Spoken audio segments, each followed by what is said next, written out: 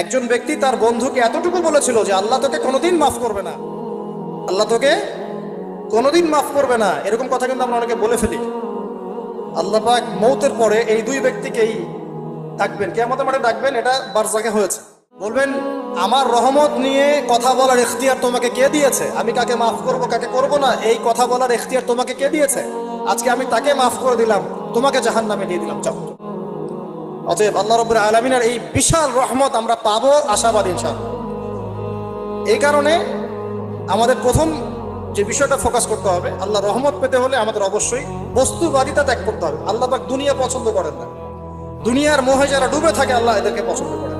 দুনিয়া প্রয়োজন, যতটুকু আমার দরকার আমি করব, যতটুকু প্রয়োজন নাই এই বিষয়টা আমি পেতেই হবে, চাই চাই আরো চাই। হ্যাঁ, দুহাতে চাপাও হাত পেতে নাও, ঋণ করে ঘি খাও, এইসব দর্শনের ধার ধারবো না আমরা ইনশাআল্লাহ।